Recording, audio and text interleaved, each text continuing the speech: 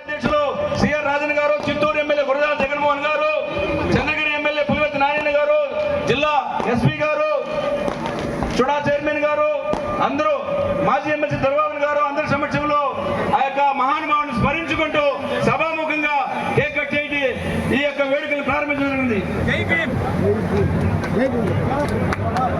జోహార్ doctor BR Ambedkar.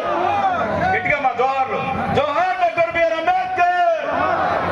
జోహార్ doctor BR Ambedkar. జోహార్ doctor BR Ambedkar. జోహార్ doctor BR Ambedkar. జోహార్ doctor BR Ambedkar.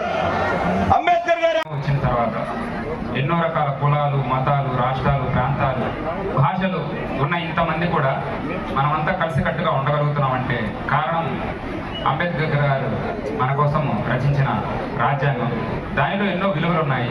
స్వేచ్ఛ, సమానత్వం, సౌభ్రాతృత్వం, లౌకికత్వం. ఈ విలువలన్నీ కూడా ఈరోజు మరొకసారి మనమంతా గుర్తుంచుకోవాలి, పెంపొందించుకోవాలి. ప్రతి ఒక్క విద్యార్థి, ప్రతి ఒక్క మనిషి కూడా వీటన్నిటిని అలవర్చుకోవాలని మనస్ఫూర్తిగా కోరుకుంటున్నాను. ఈ అవకాశం ఇచ్చినందుకు ప్రతి ఒక్కరికి కృతజ్ఞతలు. పూతలపట్టు నియోజకవర్గంలో ఇతర ప్రాంతాల్లో అంబేద్కర్ సభ జరుగుతాయి. అంబేద్కర్ గారి జయంతి, వర్ధంతి ఉత్సవాలలో సౌండ్ ఏందో మాపండి. ఏ వర్గమో ఏ కులమో వచ్చి నివాళులు అర్పించుకోవడం మాత్రమే చూస్తున్నాం. లేకపోతే రాజకీయ ప్రముఖులు వచ్చి అంబేద్కర్ గారి విగ్రహానికి పూలమాలలో వేసి నివాళులు అర్పించి వెళ్తున్న సంఘటనలు మాత్రమే చూస్తున్నాం. అలా ఎందుకు జరగాలి? ఈ దేశంలో కార్మికుల కోసం, మహిళల కోసం, కర్షకుల కోసం, పీడితుల కోసం, తాడితుల కోసం, వారి గౌరవం కోసం అహర్నిశలు తన యావత్ శక్తిని, యుక్తిని ఉపయోగించి రాజ్యాంగాన్ని నిర్మించినటువంటి బాబాసాహెబ్ అంబేద్కర్ గారికి ఏ వర్గం మాత్రమే ఎందుకు కృతజ్ఞతగా ఉండాలని, ఒక వర్గం మాత్రమే, ఒక కులమో, ఒక సామాజిక వర్గము మాత్రమే ఎందుకు పండగ జరుపుకోవాలి, ఇది అందరి పండుగ కావాలని ఆలోచనతోనే పూతలపట్టులో ఈరోజు ఈ సమావేశం నిర్వహించడం జరిగింది. ఆ సమావేశానికి పిలిచిన వెంటనే నన్ను ఆదరించి ఈ సమావేశం ఇలాగే జరగాలి, ఇది ఒక ప్రతీక కావాలి, మిగతా వాళ్ళకి ఒక ఆదర్శం కావాలని నా ఆలోచనను గౌరవించి నా ఈ కార్యక్రమానికి వెన్ను దన్నుగా నిలిచి ఇక్కడికి వచ్చినటువంటి గౌరవనీయులు పార్లమెంటు సభ్యులు దగ్గుమల్ల ప్రసాదరావు గారికి, అదేవిధంగా గౌరవనీయులు చంద్రగిరి శాసనసభ్యులు పులివర్తి నాని గారికి, గౌరవనీయులు చిత్తూరు శాసనసభ్యులు గురజాల జగన్మోహన్ గారికి, గౌరవనీయులు జిల్లా పార్టీ అధ్యక్షులు సిఆర్ రాజన్ గారి, ఒక జాతి కోసం, ఒక దేశం కోసం, సమున్నత గౌరవం కోసం, ప్రతి మనిషి సమానత్వం కోసం పోరాడినటువంటి వ్యక్తికి ఇస్తున్నటువంటి ఘనమైనటువంటి నివాళి. బిఆర్ అంబేద్కర్ గారిని జన్మదినం చేసుకుంటున్నాం.